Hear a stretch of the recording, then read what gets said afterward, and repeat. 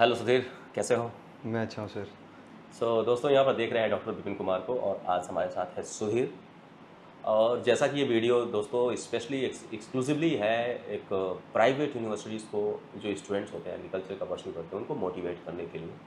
तो आपके टाइटल से ही पता होगा कि journey means for the higher education from the private to the एक गवर्नमेंट इंस्टीट्यूशन में अभी इनका दाखिला हुआ है सुधीर जी का इन IIRI। तो कुछ क्वेश्चंस हैं जो आप ही लोगों में से प्राइवेट जो यूनिवर्सिटीज़ में पढ़ते हैं, कॉलेजेस में पढ़ते हैं, आप लोगों का था। उसी क्वेश्चंस के इर्द गिर्द हम यहाँ पर पूरी कुछ क्वेश्चंस करेंगे सुधीर से, क्योंकि इनका BSc और MSc बोथ एक प्राइवेट से है और अभी इन्होंने दाखिला लिया है IIRI में PhD के लिए। ठीक है, तो पहला क्वेश्चन से है सुधीर कि जैसे जो स्टूडेंट होते हैं उनका, अगर जैसे आपका जैसे पहली बार जब एडमिशन हुआ एक प्राइवेट यूनिवर्सिटी में BSc AG किया, तो आपका क्या परसेप्शन था? मतलब एक क्या कैसा लगा आपको? आपकी क्या फीलिंग थी? Sir thank you so much for giving this platform, ताकि काफ़ी सारे प्राइवेट यूनिवर्सिटी स्टूडेंट्स मुझे सुन पा रहे हैं आज because of you. Thank you so much welcome. For that. Initially sir मैं शुरुआत करना चाहता हूँ कि बीएससी में जब मैं एनरोल हुआ तो वो जो एनरोलमेंट की कहानी है, without any guidance, without any awareness की, हमें पता ही नहीं था कि JRF क्या होता है, JRF में क्या, क्योंकि उस समय ज़्यादा चल रहा था एक्रीडेशन पे। तो एक्रीडेशन हमारी यूनिवर्सिटी का था नहीं, तो हमें ऐसा लग रहा था कि हमारी क्या हम JRF दे भी पाएंगे, इस वजह से किसी ने तैयारी भी नहीं की थी। अच्छा, लेकिन अच्छा। फिर मैं ऐसे ही लेटरल एंट्री के थ्रू, ऐसे ही मतलब होता है ना कि प्राइवेट में तो ऐसे भी एडमिशन हो जाता है, आपको पता हाँ, है। हाँ, हाँ। तो मैं ऐसे ही एडमिशन लिया तो मुझे ऐसा लगा कि सब कुछ माहौल बड़ा नॉर्मल है। अच्छा। कोई एक मोटिवेटिंग एक होता है ना कि शुरुआत से सीनियर चले आ रहे हैं, वो आपकी कोई बड़े स्केल पे चीज़ें दे रहे हैं, मतलब अच्छी जॉब्स ऑलरेडी लग रहे हैं, ऐसा कुछ भी नहीं था। हमारा फर्स्ट बैच था प्राइवेट यूनिवर्सिटी में, और फर्स्ट बैच था तो हमेशा ऐसे ही लग रहा था हमें कि कुछ भी स्पेशल नहीं है, सब कुछ ऐसा जो पुराने तरीके से चल रहा है वैसा ही है। और हमारे कुछ ऐसे लैंडमार्क्स, माइलस्टोन्स नहीं थे, ना हमें किसी सीनियर्स ने गाइड किया था कि भाई क्या है, आपको बीएससी का मतलब क्या होता है, अच्छा, एग्रीकल्चर क्या होती है, क्योंकि कुछ भी नहीं पता था। 4 बीघा में हमारा एक फील्ड था अच्छा। और उसी में सारा एग्रीकल्चर हो जाता था। तो वहाँ बड़ा लाइट माहौल था, और वो चीज़ हमें ऐसा इनिशियली लगा कि लाइट माहौल ही कॉलेज में होता है, और कॉलेज में लाइट माहौल के चलते चलते ऐसी चीज़ें हो जाती है कि आप चाहते नहीं हो, आप पढ़ाई पे ट्रैक पे रहना चाहते हो, लेकिन फिर भी वो ट्रैक कहीं ना कहीं छूट जाता है उस लाइट माहौल के चलते चलते सर। तो आपके साथ-साथ जो जनरल परसेप्शन होता है पूरे, आपका कितना बैच था? जब हमार मतलब BSc का बैच कितना था? BSc 45 का। 45 था। जी। तो उनमें जो बच्चे थे, उन सब में क्या एक उनका क्या एक परसेप्शन था प्राइवेट यूनिवर्सिटी को लेकर, उनकी डिग्री को लेके कि यार, जैसे होता है ना कि एक बहुत मोटिवेटिंग होता है, एक राइट राइट नॉर्मल होता है, एक बहुत राइट राइट राइट। डीमोटिवेटिंग होता है। तो इसमें किस तरह का माहौल था आपके उन 45 बच्चों में? सर मैं अगर माहौल की कहूँ ना, तो सारे बच्चे रिलेट भी करेंगे जो प्राइवेट यूनिवर्सिटी स्टूडेंट्स हैं, कि आधा हमारा जो 4 साल का आधा पीरियड है ना, वो तो इसी में चला गया था कि हम प्रोटेस्ट कर रहे हैं, कभी कभी हम अथॉरिटीज़ के पास जा रहे हैं कि हमारी एक्रीडेशन का क्या हुआ, हमें आगे कुछ अपॉर्चुनिटी मिलेगी नहीं मिलेगी, हमें क्या प्लेसमेंट्स मिलेंगे, क्या हमारी कोई JRF, कुछ भी, मतलब कोई भी गाइडेंस नहीं थी। और वही माहौल था कि हम सारे डरे हुए थे, हमें या कुछ तो भी ये नहीं कह पता था। सकते हैं कि नेगेटिविटी बहुत बहुत बहुत ज़्यादा हावी थी। नेगेटिविटी, बहुत ज़्यादा नेगेटिविटी, और कुछ भी पॉजिटिव स्प्रेड कुछ था ही नहीं ना। हमारे पास कोई एक्सपोजर था, मतलब अगर आपका कोई सीनियर लगा होता है, अच्छी यूनिवर्सिटी में एडमिशन मिला होता है, तो आपको एक मोटिवेशन मिलता है कि हाँ मुझे वहाँ जाना है, मुझे भी मेरे सीनियर जैसे करना है। ऐसा बिल्कुल नहीं था, और वही नेगेटिविटी के चलते ना काफ़ी कुछ इतना सारा बढ़ जाता है कि आप ना अपने करियर पे फोकस कर पाते हो, ना आप एक सिंपल भाषा में कहूँ तो सर एमलेस थे हम सारे। कोई ओके, भी एम नहीं था हमारे पास कि हम BSc के बाद करेंगे क्या, ओके, ना okay, higher okay, okay. Studies ना जॉब्स, कुछ भी क्लियर नहीं था। बीच में कुछ माहौल ऐसा भी था, तो उसी रिगार्डिंग मैं अब कहना चाहूँगा, जैसे बहुत से लड़के का अभी भी बहुत से मैसेज मेरे पास आता है कि क्या सर, हम प्राइवेट से कर रहे हैं, तो क्या हम JRF का एग्ज़ाम दे सकते हैं क्या? तो मैं आपके वर्डों में सुनना चाहूँगा कि अभी जो एक क्लियर कर दीजिए कि जो प्राइवेट के लड़के हैं, जो चाहे यूनिवर्सिटी में है, प्राइवेट में या कॉलेज में, उनके लिए मतलब वो क्या है? क्या अब वो कोई भी दे सकता है, या क्या एक एलिजिबिलिटी अभी जो चेंज हुई है? जी सर। वैसे मैंने बताया है, लेकिन मैं चाहता हूँ कि आप बता दो बिल्कुल, तो ज़्यादा बिल्कुल। अच्छा होगा। वैसे भी सर आपने काफ़ी ज़्यादा स्प्रेड कर चुके हो इस नॉलेज को, बट मैं फिर भी बताना चाहता हूँ। ICAR 2022 में नॉर्म्स आए थे कि अगर आपके पास प्राइवेट यूनिवर्सिटी है या आपकी यूनिवर्सिटी एक्रीडेटेड है या नहीं है, कोई फ़र्क नहीं पड़ता। आप JRF का एग्ज़ाम दे भी सकते हो, और आपको कोई भी यूनिवर्सिटी आपको कोई भी आईसीआर में सीट अलॉटमेंट वाली यूनिवर्सिटी आपको कोई भी मना नहीं कर सकती एडमिशन के लिए। अगर आप में दम है तो आप पेपर निकालिए, अच्छा रैंक लीजिए, मेरिट में आइए, आपको स्कॉलरशिप भी मिलेगी और आपको सीट भी मिलेगी और कोई भी उस चीज़ को मना नहीं कर सकता, बिकॉज ये आईसीआर के नॉर्म्स हैं और इसमें परेशान होने वाली कोई बात नहीं है। अगर आप राइट डायरेक्शन में मेहनत कर रहे हो, अगर आपको पता है कि जेआरएफ की रोड मैप क्या है, तो आपको कोई भी आप एडिशनल ये कोई बैरियर आ ही नहीं सकता आपकी लाइफ में कि आपको यूनिवर्सिटी कोई रोके, क्योंकि सब कुछ बिल्कुल क्रिस्टल क्लियर है। अभी मैं सोचता हूँ सर, अभी भी मेरे पास मैसेज आते हैं, अभी भी जब अभी रैंकिंग हो रही थी तो बहुत सारे बच्चे कह रहे सर मैं तो प्राइवेट यूनिवर्सिटी से हूँ, मेरी तो एक्रीडेशन नहीं है। लेकिन क्या वो एक्रीडेशन मेरे लिए प्रॉब्लम क्रिएट करेगी?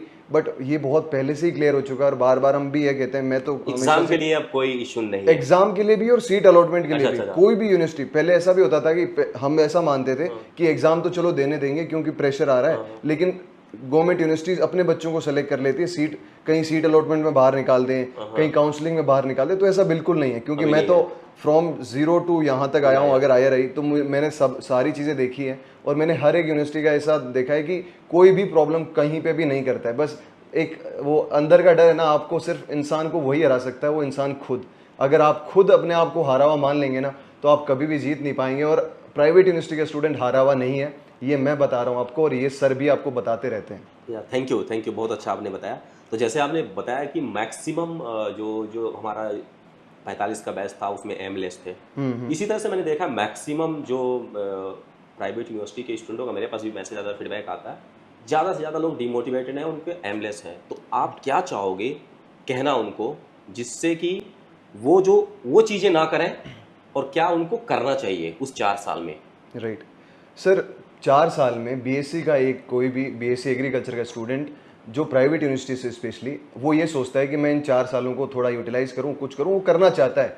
लेकिन वही है ना कि उसके पास मेंटरशिप, गाइडेंस और प्रॉपर रोड मैप नहीं होता, उस वजह से वो थोड़ा सा एमलेस रहता है। फिर लास्ट में क्या होता है, वो रावे प्रोग्राम में जब जाता है, रावे प्रोग्राम जब खत्म करता है, तो एडिशनल एक फैमिली प्रेशर हर किसी के पास होता है। वो रूरल बैकग्राउंड से आते हैं, उन्होंने बीएससी में ऑलरेडी इतना ज़्यादा खर्चा कर चुके हैं, वो अच्छी मोटी रकम आपको यूनिवर्सिटी लेती है, तो उस फीस को वापस इक्वलाइज करने के लिए वो जल्दी से जल्दी कोई एक ऑप्शन ढूंढते हैं, जॉब ढूंढते हैं।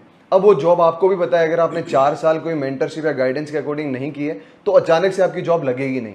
तो बीएससी एग्रीकल्चर का स्टूडेंट क्या करता है, प्राइवेट जॉब ज्वाइन कर लेता है, कोई भी प्राइवेट जॉब, और उसमें सर उसको मिलता है 17-18,000 मैक्सिमम। वो तो एक तरह से एक्सप्लॉयटेशन है, वो एक्सप्लॉयटेशन ही है। और लेकिन ये बच्चे नहीं समझ रहे। मैं उन बच्चों को सबको ये कहना चाहता हूँ कि आपका हक है अच्छी एजुकेशन को लेना, आप में भी दम है। प्राइवेट यूनिवर्सिटीज़ में सर जितना पोटेंशियल है ना, मुझे लगता है गवर्नमेंट यूनिवर्सिटीज़ में नहीं है, क्योंकि प्राइवेट यूनिवर्सिटीज़ का ओवरऑल डेवलपमेंट होता है फ्रॉम एवरीथिंग, प्रेजेंटेशन से लेके एक्सपोजर, स्टार्टअप, हर एक चीज़ में बहुत ज़्यादा एक्सपोजर। मैंने भी देखा है बहुत सी जगहों का जो है कि उनका प्रेजेंटेशन स्टाइल उनको ओवरऑल डेवलप करते हैं। तो आप में ज़्यादा पोटेंशियल है, आप ज़्यादा केपेबल हो, लेकिन आपको अपनी वर्थ समझनी होगी। मैं उनको कहना चाहता हूँ कि आप हायर एजुकेशन में आओ, हायर एजुकेशन में अपने आप को और एक्सप्लोर करो, अच्छी यूनिवर्सिटीज़ में एडमिशन लो, जेआरएफ में टॉप रैंक्स लगाओ, जेआरएफ में टॉप रैंक्स लगाने के बाद स्कॉलरशिप से अपनी एमएससी और पीएचडी करो, और फिर एक ऐसे लेवल पे पहुंचो जिस लेवल पे आप एग्जाम्पल सेट कर पाओ अपने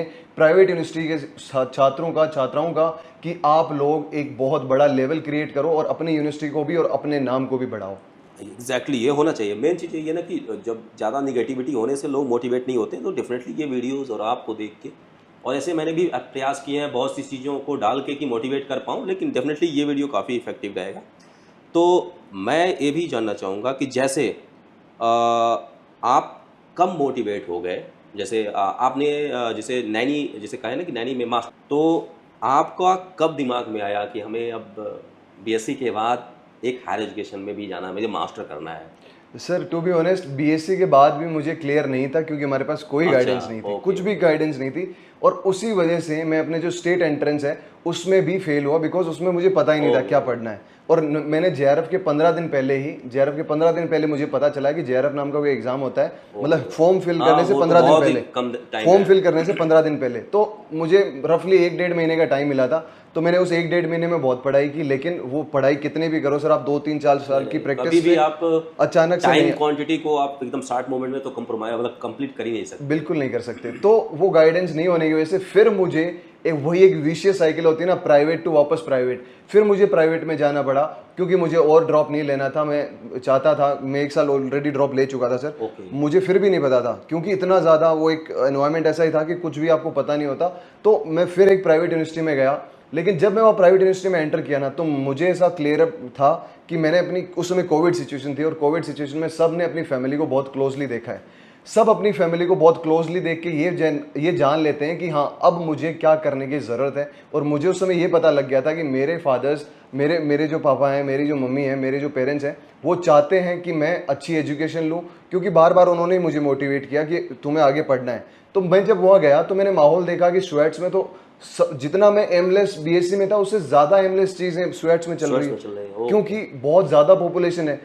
स्ट्रिक्ट माइंडसेट के साथ नहीं पढ़ते हो तो आप बहुत पीछे छूट जाते हो। तो मैंने एक डिसाइड किया कि मुझे हायर एजुकेशन करनी है सर। फर्स्ट ईयर में मैंने डिसाइड कर लिया था, लेकिन जब मैंने वहाँ दोस्तों को बताया कि मुझे हायर एजुकेशन करनी है और मुझे एसआरएफ का पेपर देना है, तो पता है उन्होंने बहुत इंटरेस्टिंग चीज़ उन्होंने बोली कि सुधीर, एसआरएफ का पेपर हमारे यहाँ से सपने नहीं देखे जाते, यहाँ से आप ज़्यादा से ज़्यादा क्या कर सकते हो कि आप गवर्नमेंट जो एसएयूज हैं उसमें एडमिशन ले सकते हो, वो भी कोई कोटा से, पेमेंट सीट से। आप एसआरएफ का सपना नहीं देखो, क्योंकि हमारे प्राइवेट यूनिवर्सिटी से डायरेक्ट आईआरआई, स्पेशली शुएट से कोई आईआरआई डायरेक्ट आया नहीं था पीएचडी में।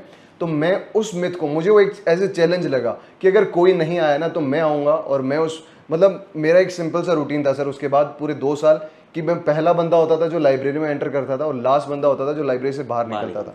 और मैं पूरी 2 साल मैंने सब डिस्ट्रैक्शंस को दूर कर दिया। मैंने कभी सोशल मीडिया नहीं यूज़ किया 2 साल में, कुछ भी, मतलब हर एक अपनी एक लिमिटेशन रख ली, अपनी एक बाउंडेशन रख ली। मुझे पता है कि बच्चों के लिए ज़्यादा डिफिकल्ट होता है, ये चीज़ कर नहीं पाते, बट उनको ये समझना पड़ेगा आज आपको जो एक डिस्ट्रैक्शन पाल रहे हो ना, उसके फ्यूचर कॉन्सिक्वेंसेस आपको ही देखने को मिलेंगे। अगर आप वो सब नहीं चाहते ना, तो आज उन चीज़ों को अपनी एक लिमिट करो, अपनी एक बाउंड्री सेट करो और नो कहना सीखो। मैंने अपने फ्रेंड्स को, बहुत सारे फ्रेंड्स को नो बोला है, मैं उनको आज भी सॉरी बोलता हूँ, लेकिन उनको ये भी पता है कि मैं उस सॉरी के बदले मैं उसको उन दिन भी बोला था कि भाई मैं अगर आपका रूम छोड़ के जा रहा हूँ, मैं एक ग्रुप में रहता था, मैं रूम छोड़ के जा रहा था बिकॉज मेरा उस समय टाइम टेबल सेट नहीं हो रहा था। तो मैंने उनको क्लियरली बोला, वो मेरे बहुत अच्छे दोस्त हैं, आज भी बहुत अच्छे दोस्त हैं, लेकिन वो समझते हैं उस चीज़ को कि हाँ आज जो तुमने उस समय डिसीजन लिया था वो अच्छा था और उस वजह से तुम यहाँ आ पाए, वरना हो सकता था कि और कुछ डिस्ट्रैक्शन तुम पाल सकते थे। तो मेरा एक क्वेश्चन और था इसमें कि क्या प्रपोर्शन होता है, परसेंटेज होता है जो एक प्राइवेट यूनिवर्सिटी के लड़कों का जो हायर एजुकेशन के लिए परस्यू करते हैं, एम करते हैं? तो आपने जितना बताया उस हिसाब से मुझे नहीं लगता कि 1% से भी 1% भी जाता है, 1-2% भी लोग मुश्किल से। राइट सर, जैसे हमने एक जो माहौल बनाया था हमारे शुएट्स में, एक मिनी एनवायरनमेंट बना लिया था कि हम 5 जने 6 जने पढ़ते थे साथ में। लास्ट तक वो 4 जने रहे थे, मेरे बहुत क्लोज फ्रेंड्स। उन 4 जनों में से आज वो चारों के चारों पीएचडी में हैं, अच्छा, अच्छी जगह पे हैं, गवर्नमेंट यूनिवर्सिटी से कर रहे हैं, उनका नेट क्लियर है और वो अच्छे एक रोड मैप के साथ आगे बढ़ रहे हैं। और वो 70 में से सिर्फ 5 या 6 स्टूडेंट्स थे सर जो आज पीएचडी कर रहे हैं। 70 में से सिर्फ 5-6%, मतलब आप लेस देन 10% मानो 10% जो पीएचडी करना चाहते हैं। और मुझे लगता है कि अगर वो अवेयरनेस नहीं होती, अगर वो हमने मिनी एनवायरनमेंट नहीं बनाया होता, तो वो 5 या 6 की जगह 2 या 3 बंदे होते और वो भी मजबूरी से कर रहे होते, अपनी इच्छा से नहीं कर रहे होते। तो वो चीज़ बच्चों को जाननी चाहिए कि अगर आप हायर एजुकेशन करोगे, क्योंकि सर बीएससी में आपको भी पता है सैचुरेट हो चुका है सब कुछ, हर एक कोई एग्जाम बहुत ज़्यादा। एग्जैक्टली क्या है वही जो आप कहना चाह रहे हो कि देखो मैं कह रहा हूँ कि चीज़ें क्या है, जब स्टेप टू स्टेप आगे प्रोसीड करते हो तो आपकी जो है क्वालिटी इंप्रूव होती है, सोचने का तरीका चेंज होता है। Absolutely. और आप भीड़ से धीरे धीरे कम होते हो। तो आपकी जो भी अभी तक की बातें थी, आपने जितना भी बात किया, ये एक तरह से बातें यही थी कि लोगों में जो लोग एक मिथ बना रखे हैं, जिनको एक परसेप्शन है कि यहीं से सब कुछ होता है, यही लड़के करते हैं, ये सबसे रॉन्ग परसेप्शन है। पहले इसको आपको ब्रेक करना है। अगर आपने इनकी पूरी बातों को सुना होगा तो लगभग में ये चीज़ें यही कहना चाह रहे हैं कि जो परसेप्शन है वो रॉन्ग है।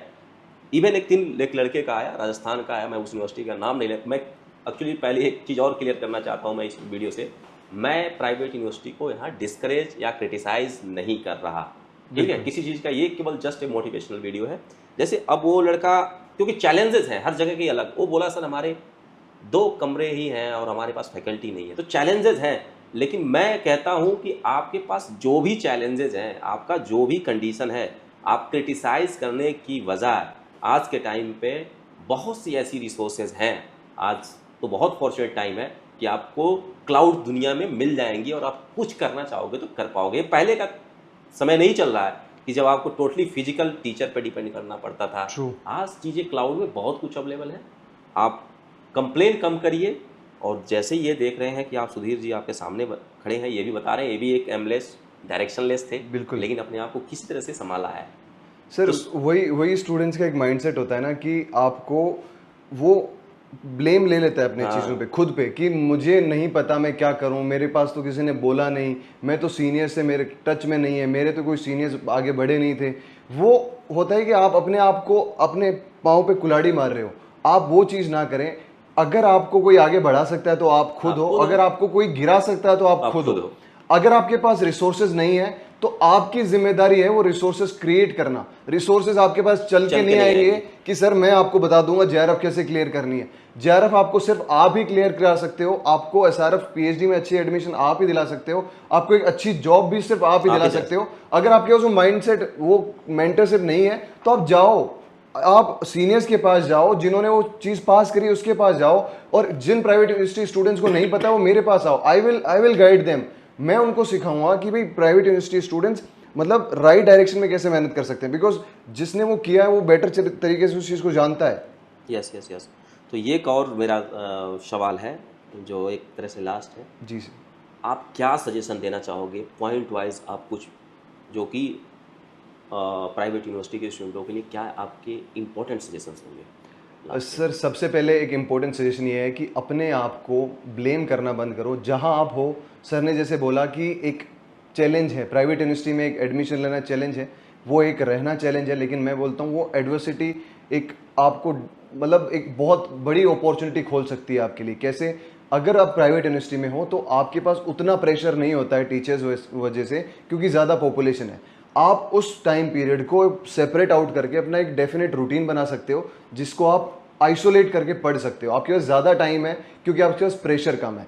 अगर आप प्राइवेट यूनिवर्सिटी स्टूडेंट हो तो आपको एक अच्छे मेंटर की ज़रूरत है। आप अच्छे लोगों के, हो सकता है आपके सीनियर हो सकता है आपके कोई टीचर हो जो गवर्नमेंट यूनिवर्सिटी से आए हो, कोई भी ऐसा बंदा, कोई भी आपका ऐसा दोस्त, कोई भी ऐसा दोस्त का दोस्त, कोई भी हो सकता है, आप उसे टच में आओ और एक अपने आप को एक चैलेंज सेट करो आज से ही कि हाँ मुझे उस यूनिवर्सिटी में एडमिशन लेना है, मुझे वो फेलोशिप लेनी है और मुझे वो एम क्रैक करना है एट एनी कॉस्ट। वो आसान होगा अगर आपके पास एम होगा तो, और एम और अगर आपके पास मेंटर है तो सब कुछ पॉसिबल है। लेकिन लास्ट में सर वही चीज़ है कि आपके पास जो एक फाइनेंशियल एक वो अनस्टेबिलिटी भी रहती है ना, उसको ब्रेक करने का ऐसा होता है ना कि एक जल्दी कमाना है। आपको जल्दी पैसे कमाने पे नहीं, ज़्यादा पैसे कमाने पे ध्यान देना चाहिए, क्योंकि जल्दी पैसे कमाने आप 17-20 हज़ार 25 हज़ार की जॉब ज्वाइन करोगे, फिर आप 9 to 5 अगर उसमें जॉब करोगे ना, आपको कंप्लीटली ड्रेन आउट कर देगी वो प्राइवेट जॉब। अगर आप 9 to 5 उतनी उतनी मेहनत अगर आप जेआरएफ में कर लोगे ना, ये मैं लिख के देता हूँ कि उतनी मेहनत तो ज़रूरत नहीं होती जेआरएफ की स्कॉलरशिप और एसआरएफ की स्कॉलरशिप लेने के लिए। अगर आप कोई भी प्राइवेट जॉब ज्वाइन करते हो ना, आपको कंप्लीटली आपका माइंडसेट ऐसा बना देगी कि आप वापस पढ़ने में इंटरेस्ट बनेगा ही नहीं आपको, क्योंकि आप सब कुछ इतना डिस्ट्रैक्शन हो जाएगा। तो उन चीज़ों से बचें, अपने आप को एक डायरेक्शन में लाएं, अपने आप को संभालें कि हाँ मुझे जाना कहाँ है। और ये एक आपके लिए अपॉर्चुनिटी है। मैं तो कहता हूँ private universities are means source of best motivation to any student in this country, because उनके पास जो है वो शायद किसी के पास नहीं है। मैं गवर्नमेंट यूनिवर्सिटीज़ के स्टूडेंट्स को भी जानता हूँ, मैं प्राइवेट यूनिवर्सिटीज़ के स्टूडेंट को भी जानता हूँ, और मैं ये जानता हूँ कि private university students all over जो उनका ऑलराउंड डेवलपमेंट है वो बहुत अच्छा है। उनमें प्रेजेंटेशन स्किल्स, उनमें एक्सप्लोरेशन, उनमें जो कम्युनिकेशन स्किल्स है वो सब कुछ बहुत अच्छी है। और वो उस चीज़ को आप एक्सप्लॉइट करो, उस चीज़ को आप और बेटर करो, और जितना आप अपना सोच सकते हो ना, आउट ऑफ बॉक्स सोचो कि हाँ अगर ऐसा नहीं कि आपके सीनियर नहीं गए तो आप भी नहीं जा सकते, आप जा भी सकते हो। आप एक इंस्पिरेशन भी बन सकते हो, आप एग्जाम्पल भी सेट कर सकते हो, और वो आप ही कर सकते हो और कोई नहीं सर। मेन चीज़ मैंने वो जो आपने बोला बहुत सही है। केवल एक परसिस्टेंसी जो है मैंने देखा है, कंसिस्टेंसी नहीं रहती। मैंने देखा राइट। चकाचौंध की दुनिया होती है प्राइवेट में, ट्रू। क्योंकि बहुत से डिपार्टमेंट होते हैं। उस चकाचौंध में सब कुछ उनका विकास होता है, लेकिन उनके अंदर मैंने देखा है कि चीज़ें वो कंसिस्टेंसी नहीं रहती, वो हार्ड वर्किंग उनके अंदर नहीं रहते। तो वो चीज़ों को अगर शायद कंप्लीमेंट करोगे, आप कंप्लीट करोगे तो आप बहुत अच्छा कर सकते हो। तो सुधीर आपने बहुत अच्छे से ओवरऑल कवरअप किया कि क्या क्या चीज़ें चैलेंजेस हैं, कैसे ओवरकम करना है। तो आप देख सकते हो कि एक अपने आप में यहाँ पर इस वीडियो में आपको एक एग्जांपल है कि सुधीर जी ने दोनों अपनी डिग्री मास्टर और इवन सॉरी बीएससी और एमएससी बोथ किया इन्होंने प्राइवेट से, और now he is in the PhD scholar of ARI। And definitely कहते हैं ना कि चीज़ें आप जब कंप्लीट करके आप आगे बढ़ते हो तो आप में एक कॉन्फिडेंस आता है, आपके अंदर एक अलग निखार होता है, और चीज़ें नो डाउट एक टाइम था इनको 4-5 स्टूडेंट मिलते थे सीरियस, और आज अगर ARI में होंगे तो इनको 100% जो लड़के होंगे सब सीरियस होंगे, सब अपने अपने एम में, सब अपने अपने, बिल्कुल बिल्कुल ठीक है। तो कहते हैं ना टाइम के अकॉर्डिंग अब इनका एक कॉन्फिडेंस अलग होगा। इसी तरह आप लोग भी उस कंपनी को पाना है, इंस्टीट्यूट कोई ऐसा नहीं है चेंज कर देता है, आपको अपना माहौल, 4 लोगों से इन्होंने माहौल बनाया, आज इनको 100 लड़के या 200 लड़के भी जो भी यहाँ पर होंगे इनके बैच के, वो सब आज उन 4 की तरह ही एक सीरियस कैंडिडेट होंगे। राइट और डेफिनेटली वो फिर सब सीरियसनेस आती है तो सक्सेस होती है अपनी लाइफ में, आप करेंगे। और एक चीज़ आपने वो भी बोला, जितना अर्ली देखो लाइफ में, अगर अपने आप को तुम सोचते हो कि हम अपने आप को अर्ली, जितना अर्ली भुना लें उतना कम आप भुना पाओगे अपने आप को। कादर खान का एक बहुत अच्छा डायलॉग है, वो एक स्लम एरिया में बेचारा पैदा हुए थे, बहुत ही ग्रेट एक्टर हैं।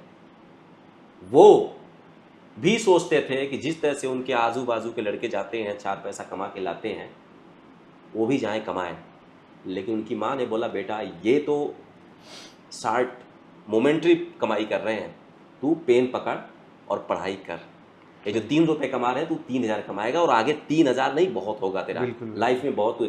तो मेरे कहने का मतलब, आप जब पढ़ाई में टाइम देते हो तो आपका आउट ऑफ बॉक्स सोचने की जो है कैपेसिटी बढ़ जाती है, और फाइनली आपका लाइफ का क्या राइट डिसीजन है तभी ले पाते हो। अब बीएससी में कभी भी नहीं अपने लाइफ का राइट डिसीजन ले पाओगे, आप तभी ले पाओगे जब आपके पिता, जैसे पेरेंट्स मान लो बहुत अच्छे हैं, अच्छे प्रोफेशन में हैं, तो वो आपको गाइड करेंगे, तब आप हो सकता है कि आप बीएससी में अपना लाइफ का राइट डिसीजन ले पाओ। नहीं तो मैं बता रहा हूँ ऐसा पेरेंटिंग किसी 90% लड़कों का नहीं होता।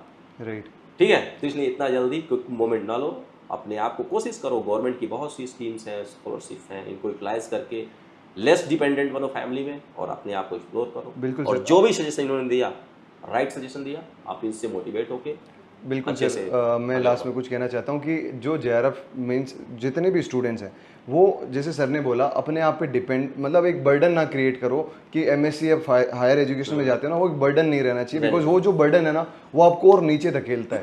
वो उस बर्डन से बाहर आओ, स्कॉलरशिप के साथ PhD MSc करो, और वो चीज़ें जितनी सर ने बोली ना, सर ने अबंडेंट सोर्स ऑफ नॉलेज आपको ऑलरेडी प्रोवाइड करा रखा है। और ये जो वीडियो है, ये जो आपको अगर मेरी आवाज़ पहुँच रही है ना, that is because of sir. मैं सर को भी इस चीज़ के लिए बहुत ज़्यादा धन्यवाद देना चाहता हूँ। और मैं ऑब्वियसली ये चाहता हूँ सर, आपको कोई इनमें से कोई स्टूडेंट आके बोले कि सर मैंने उस दिन वाला वो वीडियो देखा और उसकी वजह से मैं आज अच्छी कॉलेज में हूँ, और वही मेरे लिए ये करेगा, अपने लिए वही ये वीडियो डेफिनेटली करेगा, मुझे पता है।